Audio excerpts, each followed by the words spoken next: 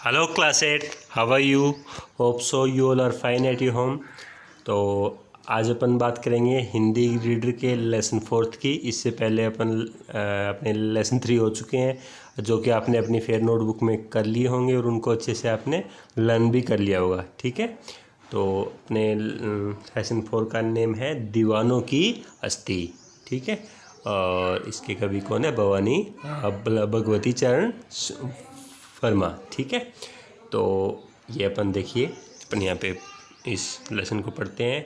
हम दीवानों की क्या हस्ती है, आज यहाँ कल वहाँ चले, मस्ती का आलम साथ चला, हम धूल उड़ाते जहाँ चले।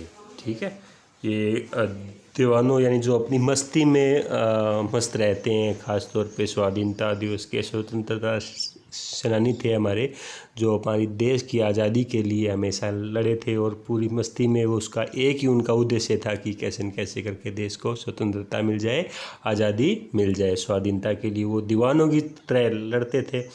तो उनके लिए कहा गया, हम दीवानों की क्या हस्ती की, हमारी क्या हस्ती है, क्या हमारी मजाल है आज यहाँ कल वहाँ चले। हम भी हमारा क्या है, हम तो स्वतंत्रता संग्राम में कूद पड़े, आज यहाँ है तो कल वहाँ चले जाएंगे। मस्ती का आलम साथ चला, हम धूल उड़ाते जहाँ चले। हम जहाँ भी चलते हैं हमारे साथ में मस्ती का आलम चलता है, मस्ती का एक कारवां चलता है, बिल्कुल हम अदमस्त रहते हैं और हम जहाँ भी चलते हैं धूल उड़ती है।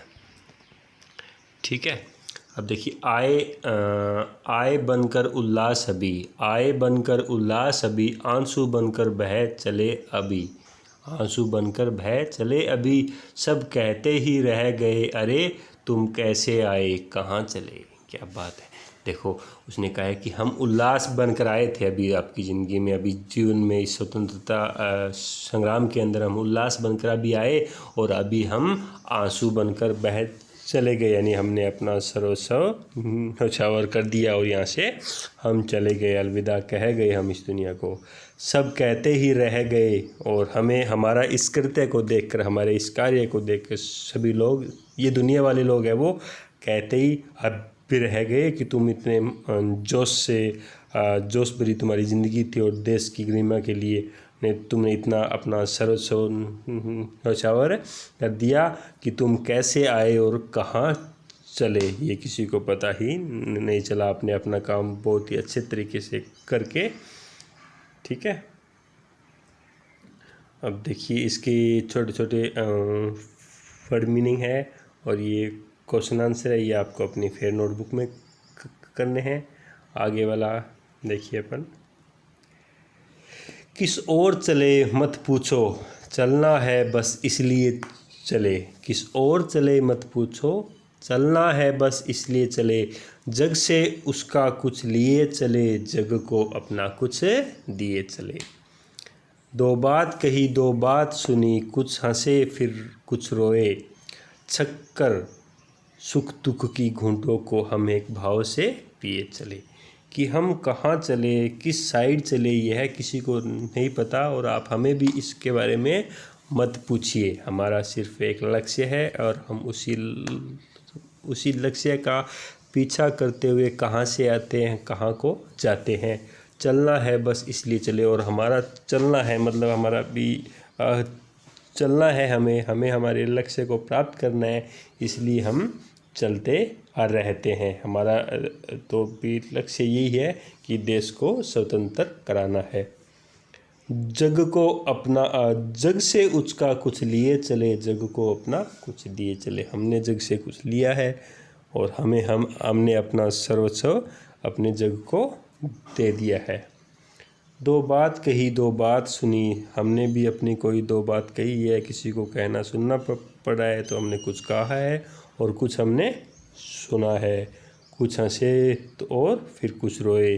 और जीवन में अलग अलग प्रकार के समय आता है, कभी खुशी का आता है, कभी गम का आता है। तो कभी जब खुशी का समय आया तो हम हंसे और जब गम हुआ तो हम रोए। छक कर सुख दुख की घूंटों को हम एक भाव से पिए चले। सुख दुख जैसा भी आया हमने इसको सहन किया, जो भी सिचुएशन, जो भी सर्कमस्टांसेस हमारे सामने आई, उसको हम फेस करते हुए हमारे एक लक्ष्य की तरफ हंसते हुए हम चले जा रहे थे।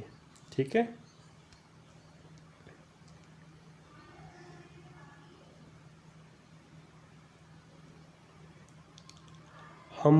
हम भिखमंगों की दुनिया में स्वच्छंद लुटाकर प्यार चले, हम एक निशानी सी ऊपर पर ले असफलता का भार चले। कि हम इस दुनिया में जो कि एक भिखमंगों की कह सकते हैं या अभावग्रस्त लोग जीते हैं, उनकी दुनिया के अंदर हम आए हैं और हम अपना स्वतंत्र, बिल्कुल स्वतंत्रता बंधन रहित अपना जो प्यार है उसको लुटाकर हम चल दिए हैं।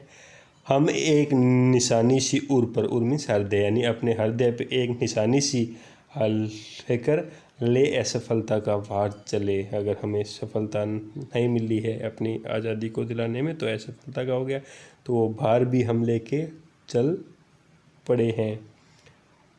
अब अपना और पराया क्या, आबाद रहे रुकने वाले, हम स्वयं बंधे थे और स्वयं हम अपने बंधन तोड़ चले। कि अब अपना क्या और पराया क्या, यहाँ पे जो रुकते हैं हमारे जाने के बाद, यहाँ पे अगर जो लोग रुकते हैं हम उनके लिए दुआ करते हैं कि वो आबाद रहें। ठीक है। और हम तो स्वयं बंधे थे इस बंधन में, हम तो इस बंधन में स्वयं बंधे थे और स्वयं ही अपने बंधन को तोड़ चले। ठीक है। तो ऐसे आज़ादी के दीवाने थे, उनके ऊपर ये बहुत ही सुंदर भगवती चरण वर्मा द्वारा रचित कविता है, जो कि आपकी पाठ्य पुस्तक है उससे ली गई है। तो आपको इसका जैसे आपके एग्ज़ाम में इसकी व्याख्या करनी आएगी, तो सबसे पहले जो भी सारा कुछ इसमें दिया गया है के बुक, आपकी जो टेक्स्ट बुक है उसके अंदर साथ में एक्सप्लेनेशन और ये कैसे संदर्भ प्रसंग है, कैसे व्याख्या है, इसको आप कम से कम 4-5 बार आप पढ़ो तो आपको सब कुछ समझ में आ जाएगा। हर लेसन की, हर पैराग्राफ की दी गई है, तो इसमें से ज़्यादा बताने की ज़रूरत नहीं है। आप इसको 4-5 बार पढ़ो, लिख के देखो, आपके सब कुछ समझ में आ जाएगा। और अपने 4-5 बार आपने पढ़ा इसका सारांश, व्याख्या, तो आप इसके क्वेश्चन भी इजीली अटेम्प्ट कर सकते हो। ये कोई ज़रूरी नहीं है कि पीछे से क्वेश्चन आए, अंदर से भी कुछ भी, कहीं से भी कविता या लेसन के अंदर से भी क्वेश्चन पूछे जा सकते हैं। तो वो आपका सबसे पहले यही होना चाहिए कि आप जो भी लेसन है उसको आप अच्छे से 4-5 बार पढ़ो और उस पूरे लेसन को समझो, उसको दिमाग में बिठाओ, न कि पीछे दिए गए क्वेश्चन आंसर को रटो आप। जैसे जैसे आपकी क्लास का लेवल बढ़ता जाएगा वैसे वैसे ये ज़रूरी नहीं है कि पीछे वाले क्वेश्चन ही आए आपके एग्ज़ाम में, तो आप पूरा लेसन है वो अच्छे से लर्न करो। ठीक है। तो ये लेसन हो चुका है, इसके क्वेश्चन आंसर आपके पास में बुक में अवेलेबल है नोटबुक में। इसको आपने अपने फेयर नोटबुक में लिखना है और अच्छे से लर्न करना है। ठीक है। तो 4 लेसन हिंदी के आपकी नोटबुक में होने चाहिए और आपके माइंड में भी होने चाहिए। ठीक है ना। Okay, thank you, have a nice day.